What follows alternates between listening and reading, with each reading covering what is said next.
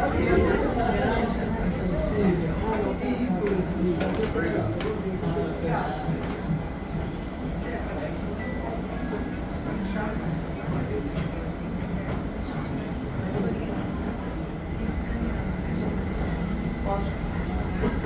boa noite, gente. Sejam muito bem-vindos para esse lançamento do livro do Luiz Eduardo, que é também bem-vindo de volta ao Brasil depois de tantos e tantos anos, 50 anos, né? 55 anos. E, então, eu vou fazer umas perguntas para o Luiz Eduardo sobre o livro. Eu já li, gostei, achei muito bacana.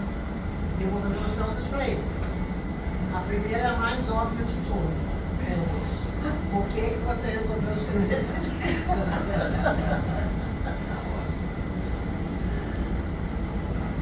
Obrigado. Obrigado por vocês por terem vindo, por estarem aqui. Esse evento aqui se deve em grande parte à Vera Lúcia Dutra, que entrou desde o começo em contato com a Travessa, e ao meu filho Tiago, que nos ajudou a carregar todas as garrafas, que arrumou toda a infraestrutura da família. Vários outros amigos prometeram vir e ainda não chegaram, vão pegar um bom andando. Então, o que me levou a escrever esse livro foi uma confluência de fatores. Tá? O primeiro fator foi que eu li no jornal que a Biblioteca Nacional da França, cada 10 anos, publica um levantamento dos livros que foram publicados no país. E, entre os livros, esse foi um dos fatores. São 3 fatores. Entre os livros mais publicados nesses 10 anos, haviam 3 biografias. Haviam 3 personagens que deram lugar à biografia. E esses eram Napoleão Bonaparte, Luís XIV e Sigmund Freud. Saem mais biografias de Freud por ano do que livros comuns publicados. Então, saem 3, 4 biografias de Freud por ano. Saíam durante um tempo grande. Então, com a ajuda de uma colega bibliotecária e de um colega estatístico, especializado em estatística, nós resolvemos fazer uma tipologia das biografias. Tinha uma lógica qualquer que saísse tanta biografia do Freud no mesmo ano. Digamos assim, existem 2 ou 3 biografias do Karl Marx para a vida dele inteira. Em toda a história da literatura, existem 2 ou 3 biografias de Karl Marx, 2 biografias do Mao Tse-tung, umas 3 do Lenin. Mas do Freud existe mais do que 100 biografias. E aquilo foi um choque. O que tinha para se escrever sobre o Freud que desse mais de 100 biografias? Então, por exemplo, uma hipótese. Será que cada vez que aparece material novo sobre o Freud, há uma reformulação das biografias existentes e surge uma nova? Uma hipótese estatística, você pode. Não é verdade.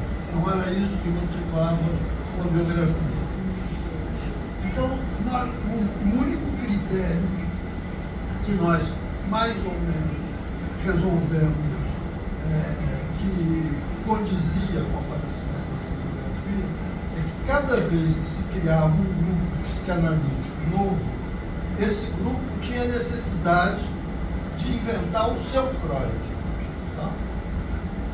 E eu fiquei muito assustado com o fato de que, em mais de 100 biografias do Freud, todas contando mais ou menos a mesma história, 90% eram agiografias, eram vida de santo.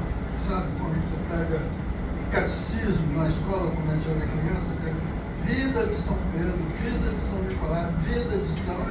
Tem a vida de Freud, mas só do Freud. Não tem a vida de Carlos Abraham, a vida de Santo Oferência, a vida de outros psicanalistas. Então, eram agiografias, ou então, 10% eram iconoplastias, eram dizendo as piores coisas do Freud. mas não tinha história da psicanálise. Se tinha 100 biografias de Freud, no máximo tinham 5 histórias da psicanálise. Tinha a história da psicanálise do Macari, que é um jovem norte-americano que resolveu fazer uma história da psicanálise baseada nos congressos psicanalistas que existiam. Então, é uma história da psicanálise, supondo que a psicanálise nasceu e o Freud já tinha o projeto de criar uma organização internacional psicanalística desde o início, o que não se exclui, tá? Pode ser que sim, mas pode ser estranho fazer uma história da psicanálise baseada nisso e não baseada, por exemplo, no amadurecimento das ideias da psicanálise. Havia uma história da psicanálise do Elizaretsky, que era uma história cultural da época dele, onde ele fazia alguma referência à psicanálise. Existe uma história monumental da psicanálise tão grande que a gente esquece que é disso que ele está falando, que é a do Peter Gay, né, que escreveu uns 10 volumes sobre a história da burguesia, de Vitória até Freud. Mas eu, nessa mesma época, então esse era o segundo fator, a constatação que existia um pouco de história da psicanálise. Nessa mesma época, estavam sendo escritos, começou a aparecer em Madrid a publicação da correspondência de Freud de um novo tipo que não existia em lugar nenhum do mundo. Na Europa, na França, na Inglaterra, nos Estados Unidos, em toda parte, na Alemanha, existem publicações das correspondências de Freud, que é correspondência do Freud com Jung, correspondência do Freud com Ferenc, correspondência do Freud com Abraão. Mas esse espanhol, o Nicolás Caparrós, estava publicando a correspondência do Freud sozinho, sem ser com ninguém. Então, era a série das cartas do Freud. Todas as cartas do Freud.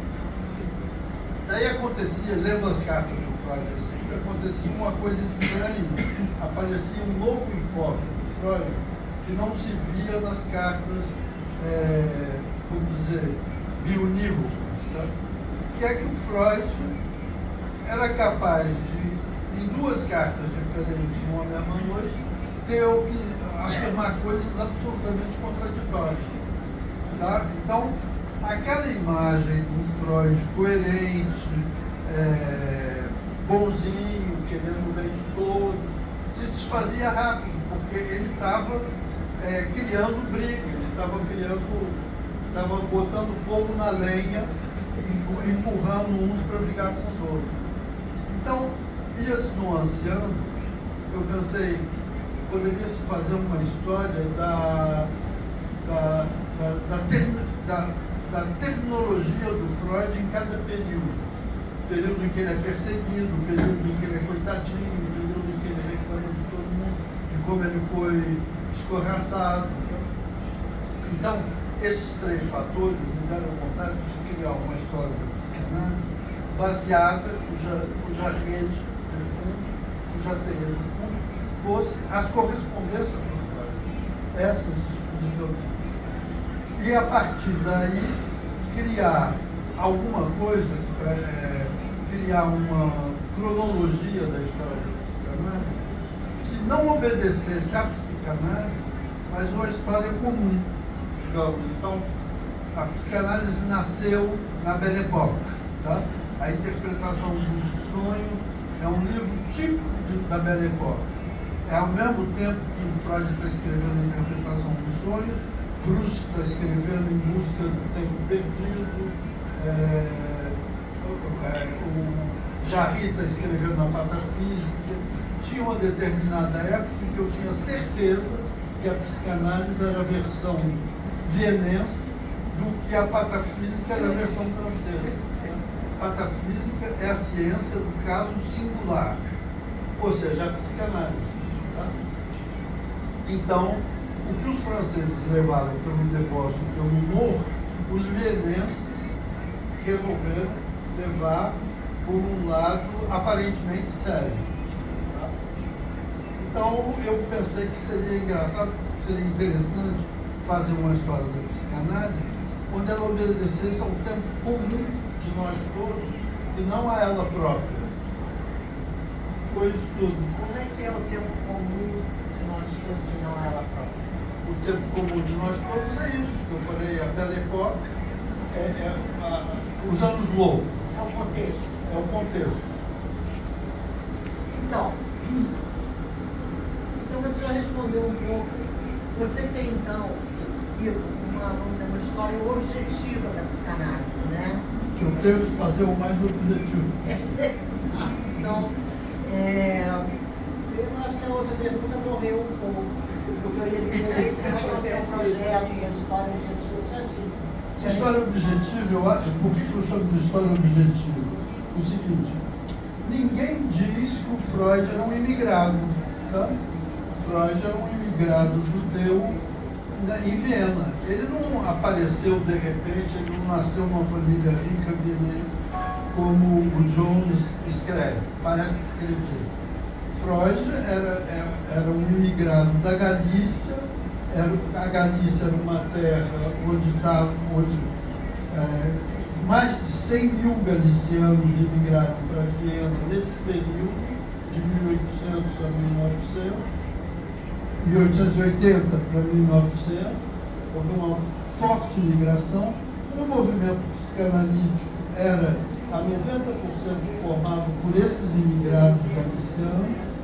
Freud via de uma família muito pobre.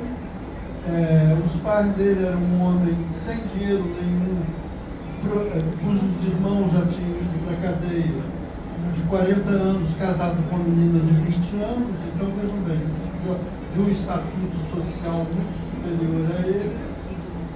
Isso são histórias que ninguém conta. Tá? Então, por isso eu chamo de uma história objetiva, porque nós temos dados para afirmar isso. Então, não é o Freud que nasceu no berço de ouro, isso não existe. Se fosse hoje em dia, aqui no Rio de Janeiro, e a psicanálise estivesse sendo criada, o Freud seria um imigrante nordestino, tá? Chegando no Rio e se afirmando pouco a pouco.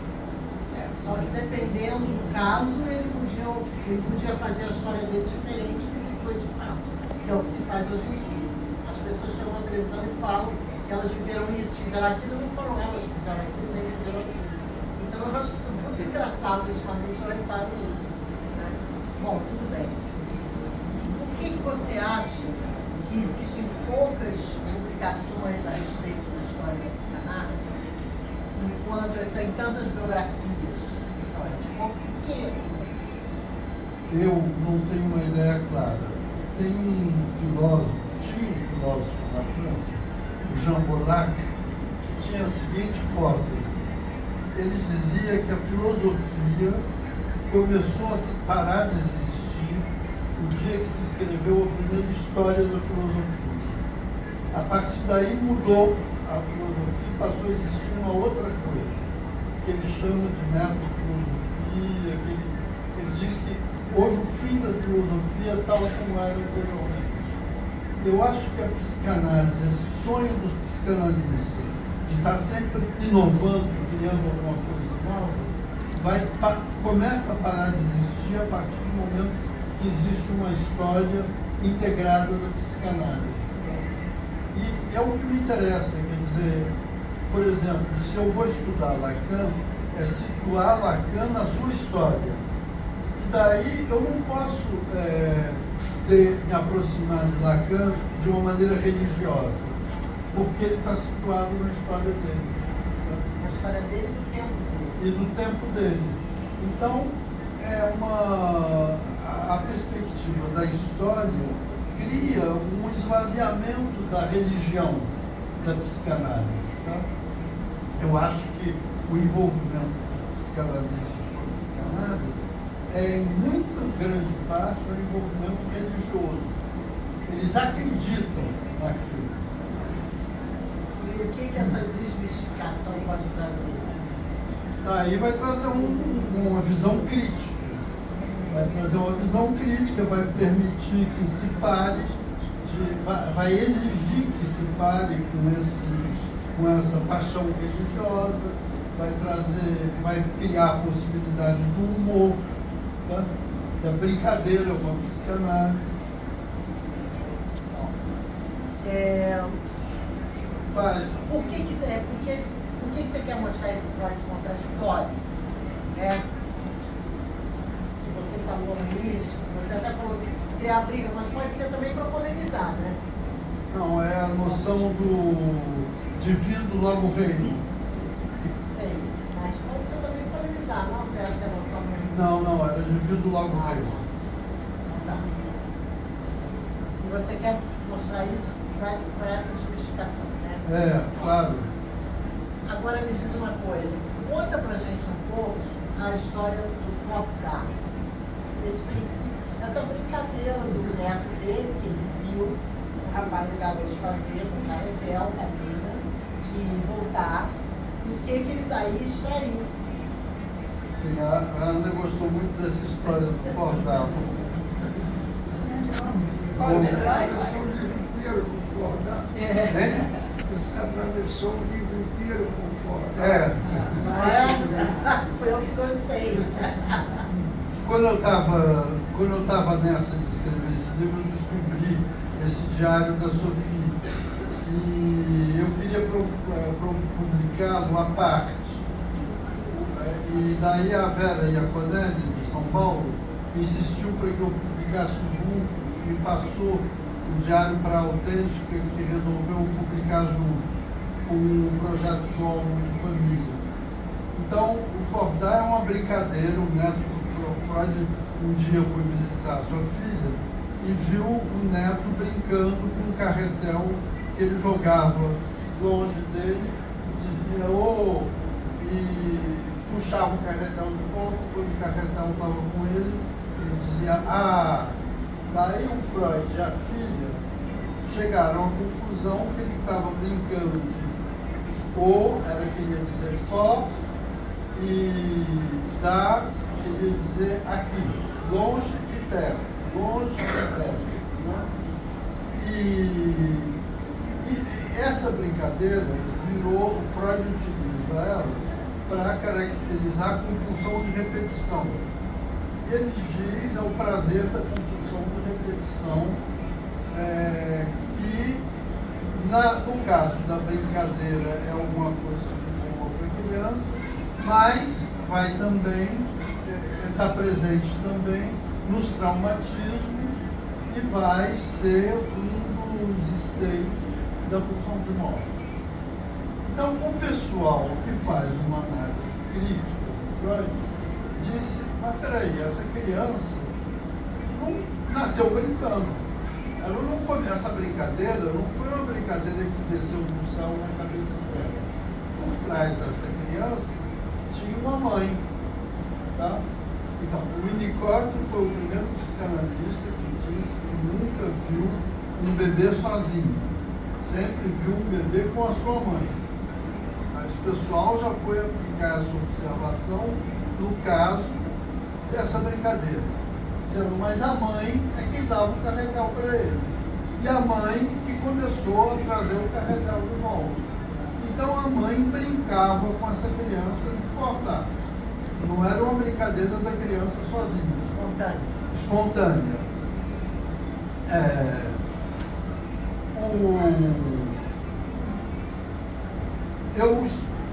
Eu estudando, quando eu estava estudando a vida do Freud, através da correspondência com essa filha dele, com a Sônia, com a Sofia,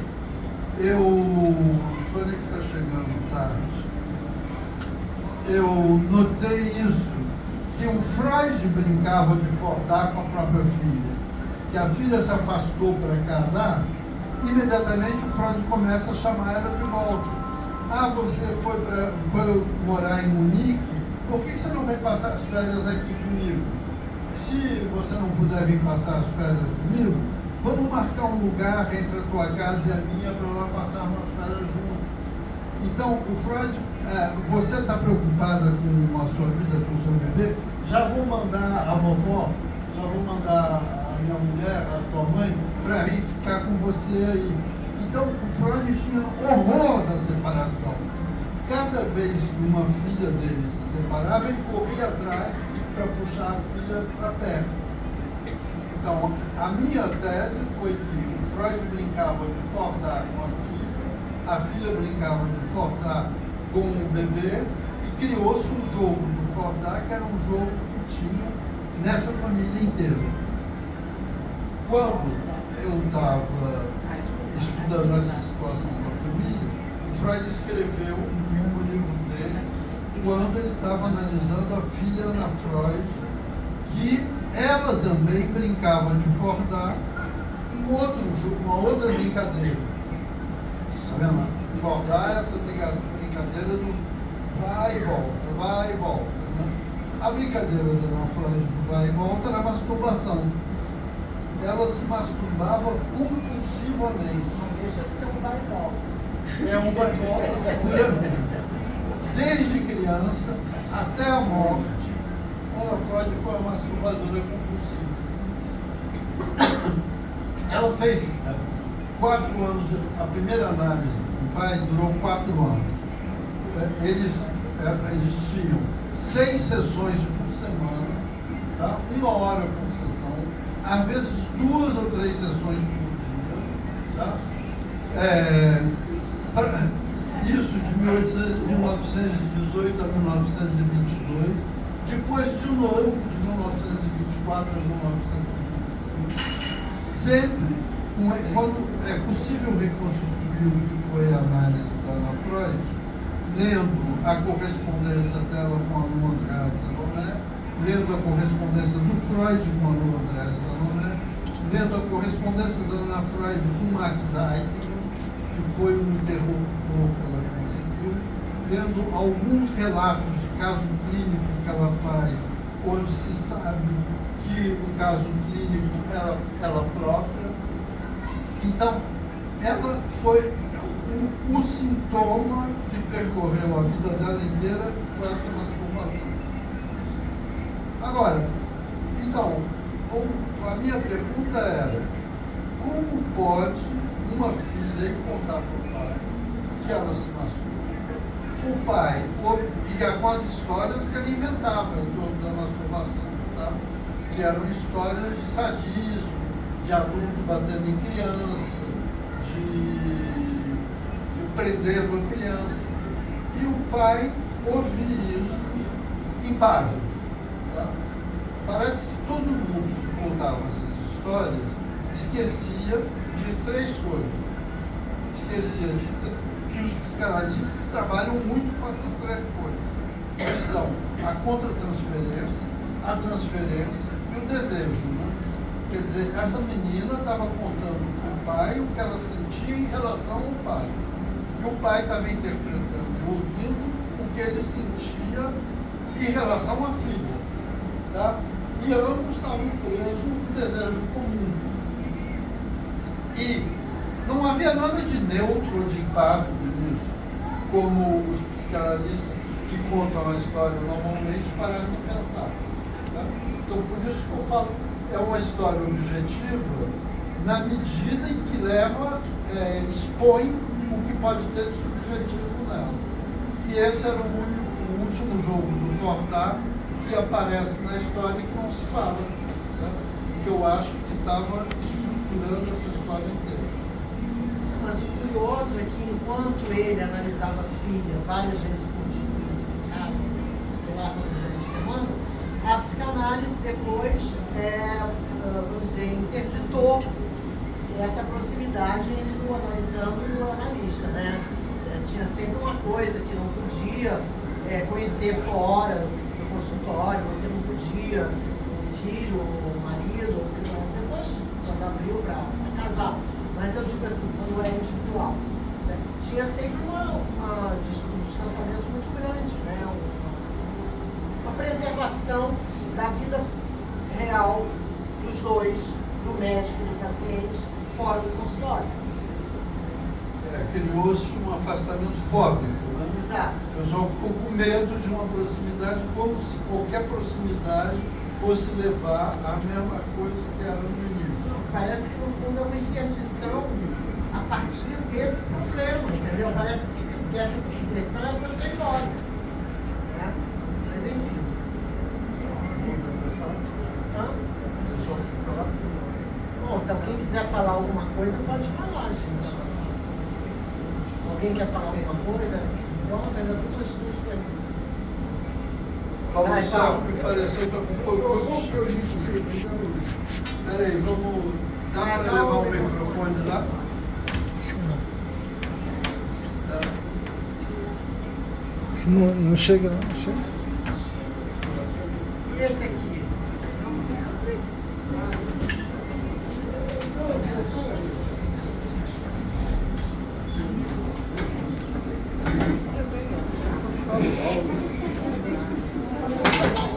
A água,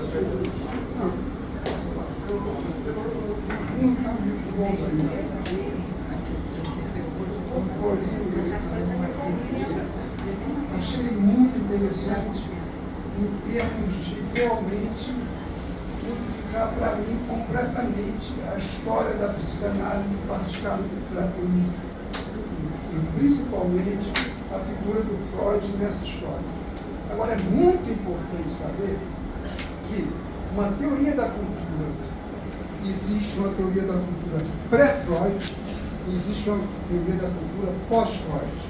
Não podemos fazer mais uma teoria da cultura sem admitir a hipótese da existência do inconsciente, ou seja, do recalque, da produção do inconsciente pela alteração do recalque. Isso é uma clivagem que se dá a partir de 1900, é uma divisão que se dá a partir de 1900, principalmente a partir da interpretação do sonho, que, além disso, Freud era um magistral escritor. A interpretação de sonhos é uma obra que merece um prêmio Nobel de literatura, infelizmente. Agora, eu acho muito interessante, muito pouco que eu li no livro, é essa dessacralização que se faz da figura do Freud, entendeu? Porque realmente existia uma mitificação, né? Uma mitificação que colocava o Freud realmente num lugar que a gente vê. Eu tenho aqui o tapete do mouse, que é a réplica do tapete que ele tinha em cima do divã. Então todo dia eu vejo o tapetinho do Freud. Agora, existe toda essa mitologia quando a gente vai lá a Londres, tudo isso.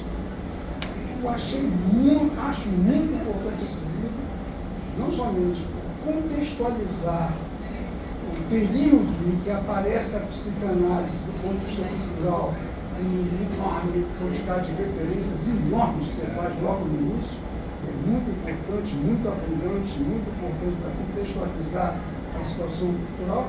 Agora, é muito importante saber que depois da questão do século XIX, da luta de classe, a hipótese do inconsciente altera a teoria da cultura. Tá? Eu acho que existe uma teoria da cultura pré-freudiana e uma teoria da cultura pós-freudiana.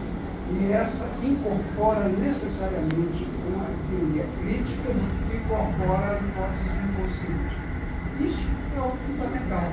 É isso que é a herança freudiana. Agora o resto, estou me divertindo de montão e muito obrigado.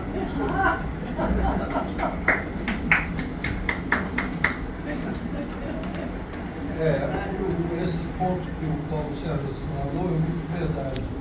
Tudo que o Freud consegue, tem uma hora que eu digo no livro, é a força do punho, né?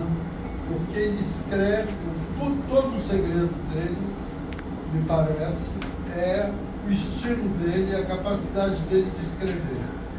Se nós pegamos um texto do Freud de tal ano, comparamos com o texto do Jung, do Ferenc, escrevendo sobre o mesmo assunto, é espantoso o estilo do Freud, como ele se sobressai, como ele é melhor escrito que os outros todos. Cada vez que ele conta um caso, é uma história de verdade. O caso é possível mostrar a cada caso que ele conta como o caso é inteiramente falso. Tá? O caso que ele está contando nunca existiu como ele está contando. Mas como ele está contando, é uma novela.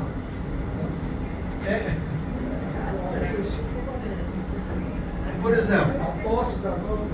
hein? A tosse da Dora. Sim, a Dora é um caso, mas eu estava pensando mais no Pequeno Hans. Né? O Pequeno Hans, o Freud não fala nunca que ele analisava a mãe do Pequeno Hans. E como ele não conseguia nada com a análise da mãe do Pequeno Hans, ele conheceu o Max Graf, que era o pai do Pequeno Hans, que fazia parte do grupo dele e que era um cara muito solitário. Então o Freud tinha um aspecto do Freud, que o Freud era casamenteiro. Tá? Ele achava que se as pessoas casassem, podia resolver alguma coisa. E ele resolveu casar o pai do Pequeno Hans com a mãe do Pequeno Hans, sabendo que ela não estava muito interessada em casar e que ele também não estava muito interessado em casar com ela. Mas ele insistiu com a expectativa de que se ela tivesse um filho, ia melhorar alguma coisa. Bom, se você lê a história do Pequeno Hans, como o Pequeno Hans conta, a mulher vinha de uma família catastrófica, onde já tinha 2 suicídios, né? O casamento dela não deu certo. No meio, o Freud visitava a família várias vezes por semana. No relato do caso, aparece que ele diz que ele via de vez em quando. Tá? Mas o pai do Pequeno Hans começou a publicar, a dar entrevistas, publicar coisas. Então se vê que não era tão de vez em quando assim. A realidade do caso é uma coisa que nós podemos reconstituir hoje. A história que o Freud conta é outra, mas é muito bonita. Se fosse de verdade assim, a psicanálise seria uma solução universal. Infelizmente não era de verdade assim. Mas o Pequeno Hans sobreviveu. Até porque casar pode resolver um problema, mas traz muitos outros. Jogou a bola para frente. Joga pra frente. Aí tem uma. Eu tinha uma pergunta que eu não sei se mais ou menos você falou, mas eu acho que é bacana falar. Qual a relação entre a psicogênese de um caso de homossexualismo de uma mulher, escrito e publicado ainda em 1920, onde Freud relata o caso da jovem Margaret Gautner, dita Sidonie Slag, e a reflexão sobre o que ouvia de outra analisanda, que é a sua filha Ana. Sim, a questão da homossexualidade da Ana Freud, né? A Ana Freud sai da masturbação dela para formar um casal com uma milionária norte-americana. A homossexualidade da Ana Freud é em muito grande parte guiada pelo próprio Freud. Cada vez que um rapaz se aproxima da Ana Freud, Freud afasta o rapaz, dizendo que ela está muito menina, que ela não pode ainda casar, que ela não pode noivar. Olha, ela está com 23 anos e o Freud continua a tratar ela como se fosse uma menininha. Então, a única pessoa que consegue se aproximar dela, o Freud admite que se aproxima dela, são mulheres.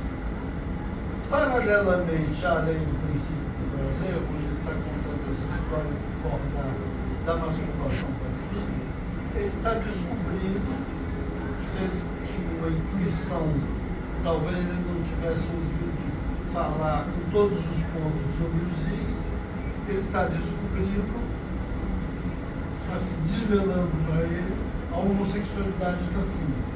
Tá? Em vez do homossexualismo da filha. Em vez de ele pensar no homossexualismo dela, escrever sobre o homossexualismo dela, ele escreve sobre o homossexualismo de uma outra moça, que é a Sidonie Margaret, né? Que eles chamam de Sidonie Slag, que era uma jovem cujo pai era amigo dele e que insistiu para que ela fosse em análise com ele. Ela foi a 3 ou 4 sessões, achou ele um velho nojento, insuportável, continuou aí. Daí Freud expõe o caso dela, coitada, como ela não compreendeu a análise. Isso fazia parte do discurso do Freud. O chavão, mais ou menos, dele é dizer os homens são infantis, ele sempre diz isso para os pacientes. Os homens são infantis, são imaduros, não tem nenhuma capacidade a ver a verdade. Só você que está aqui comigo, conversando comigo, adquire essa capacidade através da conversa comigo. Então era um jeito de seduzir, amarrar a pessoa, daí a pessoa fica se sentindo à parte. A menina não funcionou nisso, não entrou nesse jogo, não aceitou, insistiu que ela era apaixonada pela mulher mais velha porque ela era apaixonada, foi embora e deu um pé nele. Eu quero voltar a esse negócio que o Paulo Sérgio está falando. Paulo Sérgio, porque é o seguinte, na luta contra o culto da personalidade, é claro que existe a interpretação dos sonhos é um livro único, tá? Marcou um momento particular. Entretanto, o inconsciente, ele não só não é uma descoberta do Freud, como ele não é elaborado pelo Freud só. Então, eu não sei se é o Freud que faz a mudança epistemológica do século, ou se ele faz parte do rolo que vai provocando essa mudança. Tá? Veja só, na mesma época que o Freud está produzindo, o Ferdinand de Saussure está produzindo. E o Freud e ele se desconhecem inteiramente. A linguística estrutural está sendo construída ao mesmo tempo que a psicanálise, sem que uma deva a outra. Tá? E você vai estar de acordo que a linguística estrutural muda a epistemologia do século, inclusive ao ponto que, no final do século XX, Lacan vai retomar a interpretação dos sonhos a partir da linguística estrutural. Então, há uma revolução contínua ao longo do século XX, do qual a gente não sabe. Quer dizer, ela não é só motivada pelo Freud. O Freud também faz parte dela. Eu acho que essa questão que você colocou agora, que é a questão estrutural, a gente chama hoje, o pessoal está preocupado mais com os pós-estruturalistas. A questão estrutural, ou seja, o Saussure, né? E as consequências que se vai ter depois na teoria do Lévi-Strauss, né? E aí o Lacan, né?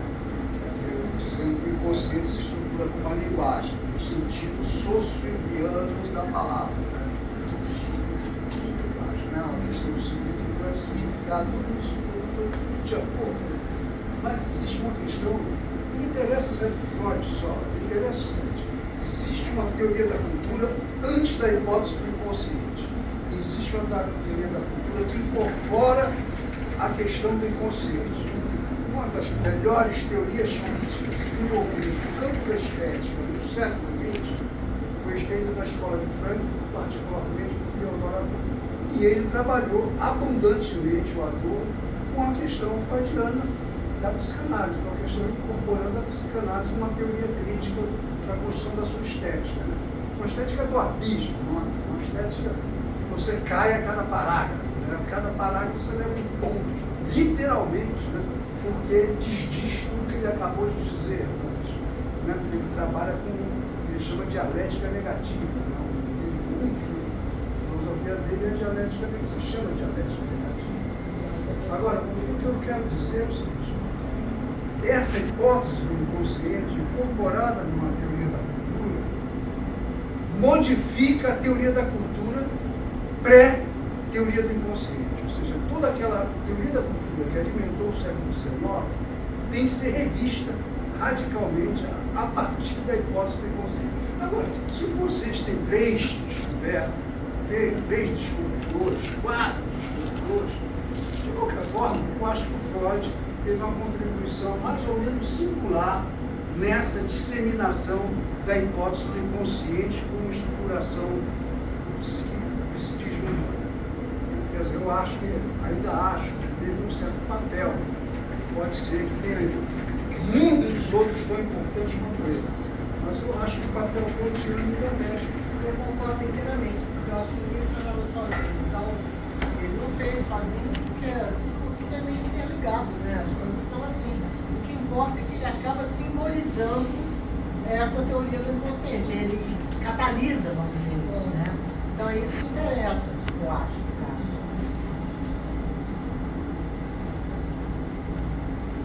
Alguém mais? Quer dar um pitaco?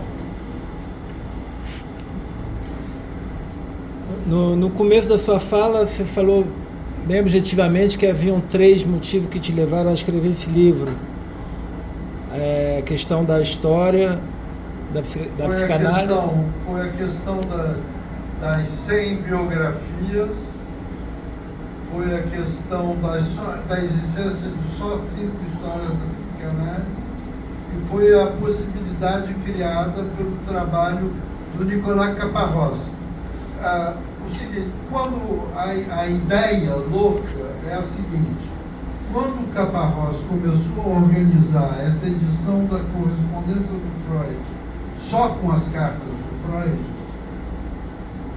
a minha ideia, parênteses, que não é tão minha assim não, porque isso foi feito com Kafka, tá? Nessa época que eu pensei a possibilidade de fazer isso, eu estava assistindo um amigo meu fazer isso com Kafka. Ou seja, qual era o trabalho? O trabalho era o seguinte: ele estava criando um edição. Kafka, quando ele escrevia um livro dele, ou os contos dele, o livro dele não existia. Kafka não escrevia as cartas dele e depois os livros, tá?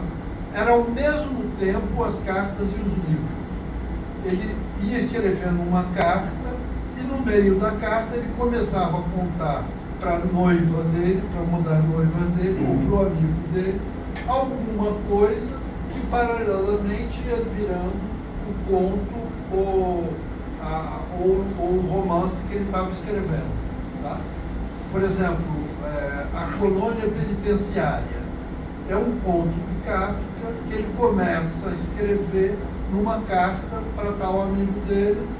Se nós lermos a história hoje, nós vamos ficar horrificados com ela, uma história de terror, enquanto Kafka contava ela para o amigo como uma piada. Tá? E se fazia reuniões onde ele contava essa história morrendo de rir. Então muda a perspectiva. Eu pensei que o mesmo trabalho podia se fazer com Freud.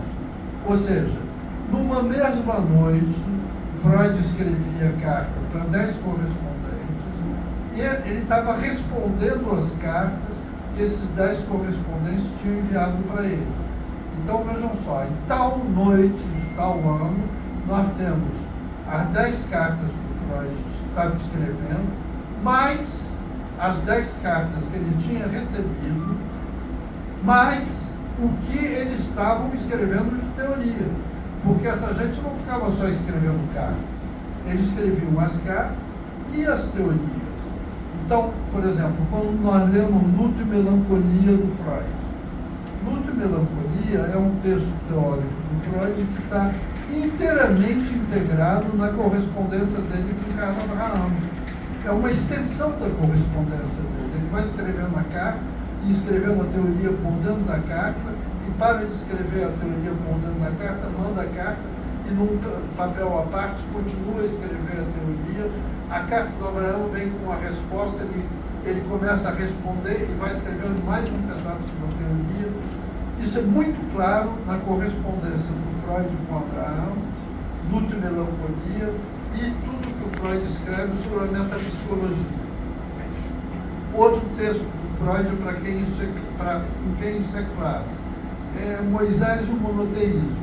O Moisés e o monoteísmo nasce inteiramente na correspondência do Freud com Alfred Zweig, que é um amigo dele que estava na Palestina naquela época.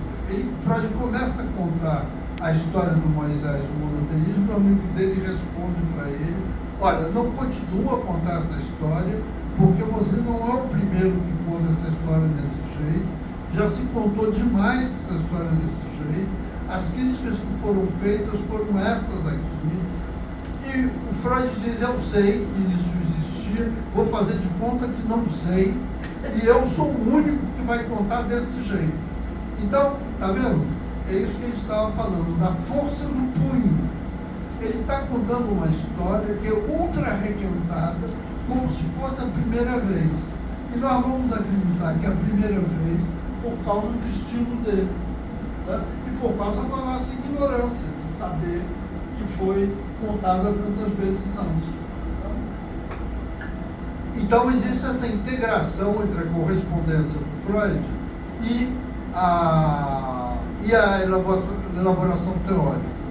Então a possibilidade de fazer isso me deu vontade de tentar fazer uma outra história que levasse tudo isso em consideração. Então veja só, no meu livro tem passagens que é inteiramente tirado do tecido de várias correspondências do Freud. Toda a história da Ana Freud, dizer que o Além do Princípio do Prazer é um livro para Ana Freud, está tecido nessas correspondências. Esse que era o terceiro elemento, era a possibilidade de tecer as correspondências. E essa relação entre a análise da Ana Freud, da filha, e os textos Bate-se numa Criança e O Estranho Inquietante, que assiste ao retorno do recalcado por si próprio. São a análise do Freud com a filha dura de 1918 a 1922, a primeira análise, né? Nesse período, o Freud escreve alguns textos importantes, a saber, o Bate-se numa Criança, o Estranho Inquietante e o Além do Princípio do Prazer. E me parece que o Bate-se numa Criança, está lá, um exemplo do Freud é o caso da filha dele. O Freud bate-se numa criança, o Freud vai falar do masoquismo infantil, do masoquismo feminino. Ele diz: apesar de 4 dos exemplos que eu estou dando serem exemplos de homem, eu vou chamar esse masoquismo de feminino, porque são homens que estão numa posição feminina. Entendeu a montagem que é?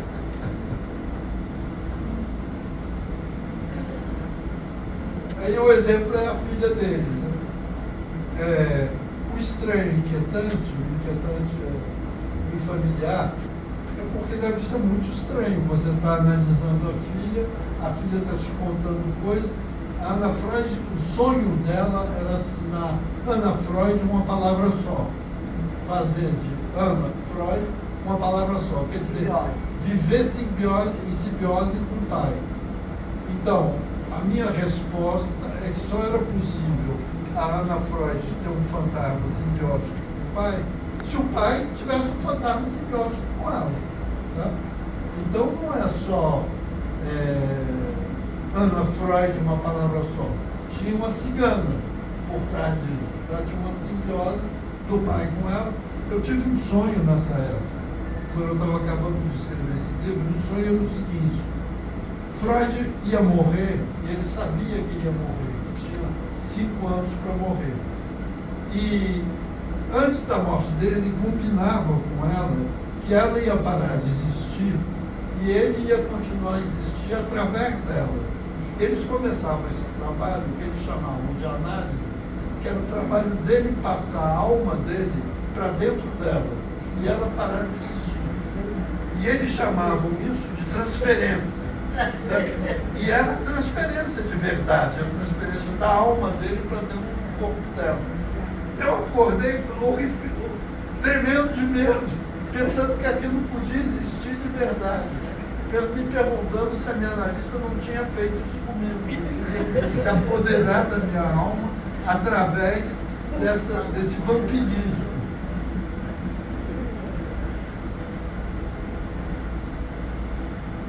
Então, tem gente que fez um estudo a partir do momento que o Freud encerra a análise dele, enfim, dá uma primeira encerrada da análise com a filha, ele começa a escrever sobre sexualidade feminina. Então, tem umas feministas norte-americanas que marcaram o momento em que Freud escreve sobre mulher e com que mulher ele estava em contato. Tá? Que mulher estava contando o que para ele? Para mapear, para dizer, olha aqui de onde vem a teoria da sexualidade feminina do Freud. Então esse trabalho começa com a análise dele com a filha. Tá bom? Muito obrigado por vocês terem